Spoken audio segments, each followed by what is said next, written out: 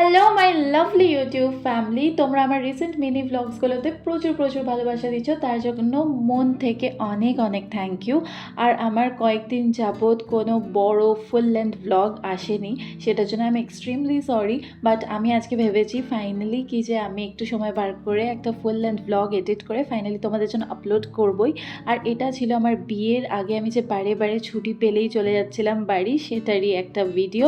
আর এই স্কুলটা দেখছো, এটা আমার ছোটোবেলাকার স্কুল, জানো এখানে আমি নার্সারি কেজি পড়েছি। এটার সাথে আমার খুব একটা ক্লোজ ইমোশনাল অ্যাটাচমেন্ট আছে। আর বাড়ি ফেরার সময় প্রত্যেকবার রাস্তাতেই এই স্কুলটা পড়ে একদম কাছে আমাদের বাড়ি থেকে, তাই জন্য ভাবলাম এবার তোমাদেরও দেখিয়ে দিই। আর ক্রিসমাস ইভ বলেই অত সুন্দর করে সাজানো ছিল। আর বাড়িতে এসে তোমরা দেখলে মা কত কিছু রান্না করেছিল, তো আমি ডিনার করে সেদিন আর সেরকম কোনো ক্লিপস নেওয়ার সুযোগ পাইনি। আর এটা ছিল নেক্সট ডে মর্নিংয়ে। জানো তো আমি যখন কলকাতাতে থাকি তখন যেহেতু আমার সকাল সকাল অফিস যেতে হয়, তাই জন্য একদম ভোরবেলায় উঠেই আমার ফার্স্ট কাজ হয় স্নানটা সেরে নেওয়া, দিয়ে ঠাকুর পুজো করে তারপরে বেরিয়ে যাওয়া। বাট আমি যখনই বাড়ি আসি তখন এতটাই ল্যাদ লাগে আমার, আর মা মুখের গোড়ায় সব কিছু রেডি করে দেয়, তাই জন্য আমি এতটাই ইনডিসিপ্লিন হয়ে যাই যে আমি স্নানটা অনেক লেট করে করি। বাট শীতকাল যেহেতু বুঝতে পারছো সোয়েটার পরে আছি, সেই সময় মা বলছে তাড়াতাড়ি স্নানটা সেরে নে, তাহলে দেখবি তোর চুলটা শুকিয়ে যাবে। তাই জন্য আমি চটপট স্নান সেরে নিলাম। দেন মা আমাকে একটুখানি প্যাম্পার করে দিচ্ছিল, তারপর আমরা সবাই মিলে বসে একটু গল্প করছিলাম। আর এদিকে মা রেডিও হয়ে গেছিলো, বিকজ একটু পরেই তোমরা দেখতে পাবে আমরা একটা জায়গায় যাওয়ার উদ্দেশ্যে পুরো রেডি হয়ে গেছি। এই যে কিছুক্ষণ আগে তোমরা যে আন্ডার কনস্ট্রাকশন জায়গাটা দেখছিলে, ওটা আমাদের উঠোনের মেরামত চলছিল। তারপরে আমরা বাড়ি থেকে বেরিয়ে গেলাম, রওনা দিলাম। অ্যান্ড আমি মায়ের সাথে পেছনে সিটে বসেছিলাম, তো সুন্দর কয়েকটা ক্লিপস নিচ্ছিলাম। আর আমার তো মনে হয় জন্মে শীত লেগে গেছে, আমি পুরো মুড়ি টুড়ি দিয়ে ভালো করে স্কার্ফটা বেজে নিয়েছি। আমার বেলা বারুক আর শীত সন্ধে হোক, শীতকালটা আমার প্রচুর কষ্ট হয়। আমার মনে হয় আমি লিফট থেকে বেরোতেই পারি না, আমার হাত পা সব জমে যায়। তোমরা কারা আছো যারা শীতকাল একদম পছন্দ করো না? আমি পছন্দ করি না সেটা বলবো না, বাট সত্যি লিটারালি খুব কষ্টের। শীতকাল তাদের জন্য ভালো যারা সারাদিন ঘরে বসে থাকে, কিন্তু যারা বাইরে বেরোতে হয় তাদের জন্য সত্যি কষ্টদায়ক। আই হোপ তোমরাও রিলেট করতে পারছো। তোমাদের কোন সিজনটা ভালো লাগে আর কেন ভালো লাগে, বা কষ্ট হয় তো কেন কষ্ট হয়, তোমাদের লাইফে কি হয় না হয় সেটা তোমরা আমাকে অবশ্যই কমেন্ট করে জানিও। আর এই যে আমাদের রাস্তাতে দেখতেই পাচ্ছ কত সুন্দর সিনারি। অ্যাকচুয়ালি আমরা যে জায়গাগুলোয় থাকি সেগুলো খুব ইন্ডাস্ট্রিয়াল বেল্ট, সেখানেতে সেরকম মতো কোনো সিনারি দেখতেই পাওয়া যায় না, ন্যাচারাল বিউটি না এর বরাবর। শুধুমাত্র দেখবে চারিদিকে ফ্যাক্টরি, বিল্ডিং, লোকের ঘর, এগুলোই দেখতে পাই। তো আমি যখনই এরকম কোনো জায়গায় যাই আমার বেশ ভালো লাগে। এটা আমাদের বাড়ি থেকে খুব বেশি দূরে নয়, অ্যারাউন্ড 40-50 কিলোমিটার্স হবে মেবি।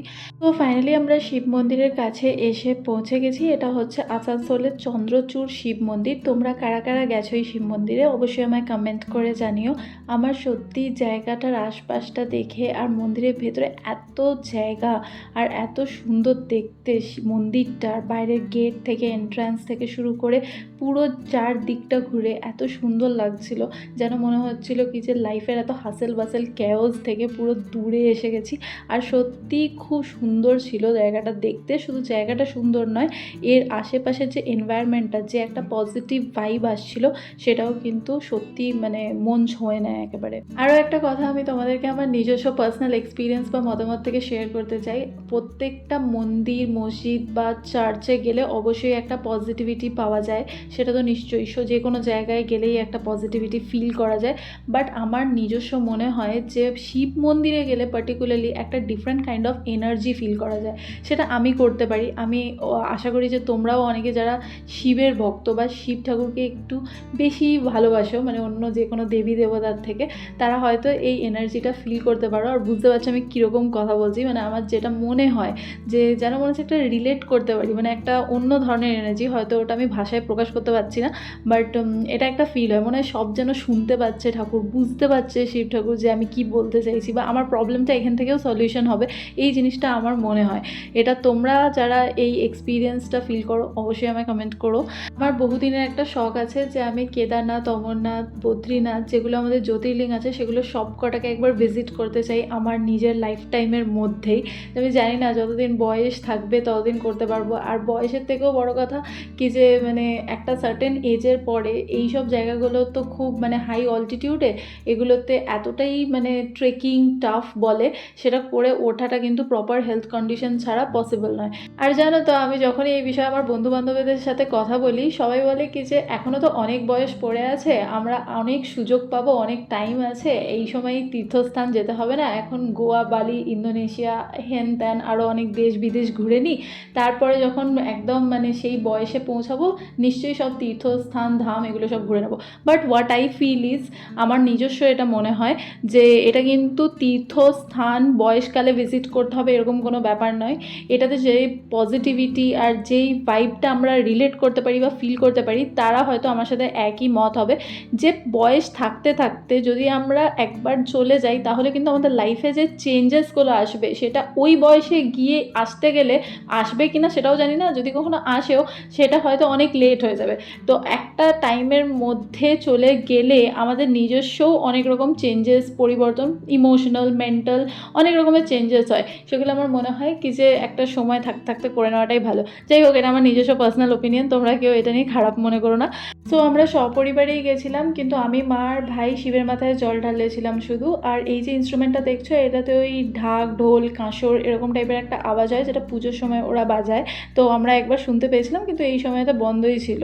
আর তারপরে আমরা একটু চারপাশটা ঘুরে দেখছিলাম। ওখানে আসলে আরও অনেক ছোটো ছোটো মন্দির আছে, মানে আরও অনেক দেবী দেবতাদের, নারায়ণ মন্দির, অনেক কিছু আছে ওই পুরো মানে ক্যাম্পাসটার ভেতরেই। এই যে তোমাদের একটু আগে একটা কথা বললাম না যে এমনও অনেক বন্ধু বান্ধবরা বা তোমরাও হয়তো নিজেদের লাইফে অনেক লোকজন দেখতে পাবে যারা মনে করে যে অনেক বয়স পড়ে আছে তীর্থস্থানে যাওয়ার মতো, কিন্তু এমনও অনেক লোক আমি দেখেছি, মানে আমার নিজস্ব অনেক বন্ধু বান্ধবরাও আছে যারা এটাও মনে করে, মানে এক গ্রুপ অফ ফ্রেন্ডস এরকমও আছে যারা মনে করে যে কেদারনাথ, বদ্রীনাথ, অমরনাথ বয়স থাকতে গেলে একবার নয়, দুবার, তিনবার, চারবার, যতবার ইচ্ছা ভিজিট করা উচিত, যতবার ইচ্ছা যাওয়া উচিত।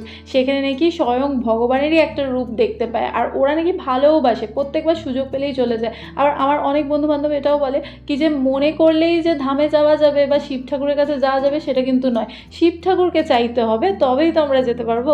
তো এইসব জিনিসগুলো একটা কন্ট্রোভার্সিয়াল টপিক আমি জানি, বাট আমার নিজের মনে হয় যে একবার যদি কাশ আমি যেতে পারতাম। যেমন দেখো, আমি নিজেই ভাবি কি যে হ্যাঁ আমি একবার যাব, বাট আমার আর হয়ে ওঠেনি এখনও অবধি। আমি কোনোদিন কেদারনাথ, বদ্রীনাথ কোনো কিছু যাইনি, মানে অনেক শিব ঠাকুরের মন্দির গেছি, বাট যেই জ্যোতির্লিঙ্গ মানে এত যে ফেমাস স্পটগুলো আছে, যেগুলো মেন স্পট, সেগুলোর মধ্যে একটাতেও যাইনি। শুধু কপাল করে আমি শুধু বৈষ্ণোদেবীটা গেছিলাম। ওই বৈষ্ণোদেবীটাই আমার ওই একটা জায়গা যেটা অনেক কষ্ট, প্রচুর লোকের প্রচুর টানা হ্যাঁচড়া শুনেও আমি ওখানে গেছি।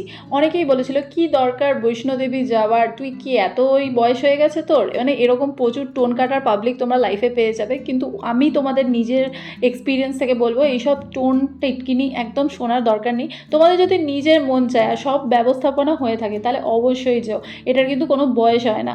তো যাই হোক, তোমাদের সাথে কথা বলতে বলতে আমাদের সব পুজো আচ্চা হয়ে গেছিলো। তো সকাল সকাল যেহেতু আমরা বেরিয়েছিলাম তাই জন্য মা কিছু খাবার বাড়ি থেকে বানিয়ে নিয়ে এসেছিলো, সেগুলো আমরা সবাই মিলে খেয়ে নিলাম। আর এই যে গোমাতাকে দেখছো, গোমাতাকে দেখে তো মনে হচ্ছিলো কি যে সাক্ষাৎ মনে হয় শিব ঠাকুরই পাঠিয়েছে নন্দীকে।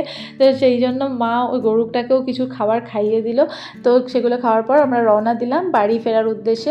আর তখন অলমোস্ট অনেকটাই বিকেল হয়ে গেছিলো, বিকজ অনেক লেট হয়ে গেছিলো। এবার আস্তে আস্তে সন্ধে পড়ছে সেরকম সময় তোমরা দেখতে পাচ্ছ সানসেট হচ্ছে, আর সানসেটটা সত্যি জিটি রোড থেকে দেখতে খুব ভালোই লাগছিলো।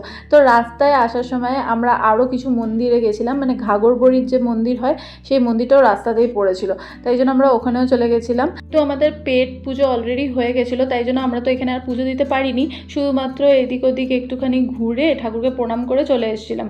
কারণ কি আমরা যদি সকালে যেতাম তাহলে হয়তো আমাদের পুজো দেওয়াটা সম্ভব হয়ে উঠতো, বাট আমাদের অনেকটাই লেট হয়ে গেছিলো। কিন্তু যেহেতু রাস্তায় পড়ছিল তাই জন্য খুব মন করছিল যে একবার গিয়ে দেখে আসি। এখানেও একটা খুব সুন্দর শিব মন্দির আছে, রাধাকৃষ্ণের মন্দির আছে, অনেক কিছু আছে এটার যে ক্যাম্পাসটা আছে সেটার ভেতরেও। যেটুকু মনে আছে আমি অনেক ছোট ছিলাম তখন এই মন্দিরে গেছিলাম, কিন্তু এই দিকে যেহেতু আমাদের সচরাচর যাওয়া হয় না তাই জন্য আমার আর যাওয়া হয়নি তারপরে। কিন্তু আমার একটু একটু পুরনো মেমোরিজগুলো মনে হচ্ছিলো একটু ফ্ল্যাশব্যাক হচ্ছে। তো এইটা হচ্ছে ঘাগরবড়ির মেন মন্দির, মানে মেন জায়গা যেখানে দেবীর পুজো হয়। এইটাও তোমাদের সাথে শেয়ার করে দিলাম, তোমরাও তো প্রণাম করে নাও, আমি তো প্রণাম করেইছিলাম। তারপরে আমি এখন যখন ভয়েস ওভার করছি আমার নিজেরই মনে পড়ছে, আর এই দেখো আমার কীরকম অবস্থা, পুরো বিধ্বস্তদের মতো। আমিও প্রণাম করে নিলাম। এটা শীতকালের সময়ের ব্লগ, তাই জন্য দেখতে পাচ্ছ আমি সোয়েটারও পরে আছি। আর এখানে ফটোগ্রাফি করা অ্যাকচুয়ালি অ্যালাউড নয়, বাট আমরা যেহেতু যেই সময়ে গেছিলাম সেই সময়টা ফাঁকাই ছিল, তাই জন্য আমরা ফটোগ্রাফি ওনাদের সামনে করলে ওনারা কিছু মানা করেনি, ওনারা অ্যালাউ করছিল সেটাকে ইন জেনারেল। কিন্তু যখন খুব ভিড় থাকে, মানে অনেকটা রাশ আওয়ার্স, পিক আওয়ার্স থাকে, তখন কিন্তু এখানেতে ফটোগ্রাফি করতে ওরা মানা করে। তারপরে পেছন দিকটাও চলে গেছিলাম, এখানেও একটা ছোট্ট ডোবা মানে পুকুর টাইপের কিছু একটা আছে, ওইখানেতে নাকি একটা কোনো কিছু ইনসিডেন্ট হয়েছিল, সেটার জন্য ওই জায়গাটাকে ব্যারিকেড করে রাখা হয়েছে। তো ওই সাইডটাতে আমাদের যেতে যেতে দেয়নি। আর তোমরা তো ভিডিওতে দেখতেই পাচ্ছ যে কীরকম ডেঞ্জারাসভাবে জায়গাটা মানে স্লোপটা কাটা হয়েছে, তাই জন্যই এখানেতে আমাদের আর যেতে অ্যালাউ করেনি। মানে একটা সার্টেন পয়েন্টের পরে কোনো মানুষকেই আর যেতে ওরা ওর ঊর্ধ্বে অ্যালাউ করছিল না। বাট এখানে একটা ছোট্ট গল্প আছে যেটা মা আমাকে বলেও ছিল, আমার এই মুহূর্তে মনে পড়ছে না, কখনো মনে পড়লে অবশ্যই তোমাদের সাথে মিনি ব্লগ আমি শেয়ার করে দেবো। তো আজকের মতো আমাদের ডের আউটিং এখানেই ইতি। এবার আমরা বাড়ির উদ্দেশ্যে রওনা দিচ্ছি। পুরো জার্নিটা কন্টিনিউ করে আমরা ফাইনালি বাড়ি পৌঁছে গেলাম। অনেকটাই লেট হয়ে গেছে, আর বাড়ি আসতে না আসতেই মাকে দেখছি মা হেঁসেলে ঢুকে গেছে। হেঁসেলে আজকে কি মেনু হচ্ছে বলো তো? অ্যাকচুয়ালি আজকে আমরা বিকালবেলাতে অনেক লেটে খাবার দাবার খেয়েছিলাম, ওই লুচি তরকারি, তাই এই জন্য রাত্রেবেলায় ডিনারে হালকা ফুলকা জাস্ট চাউমিন হয়েছিল ভেজিটেবলস দিয়ে, আর রাতেবেলায় চকো স্টিক্স বিছানার মধ্যে বসে খেয়ে নিলাম। That's it, by.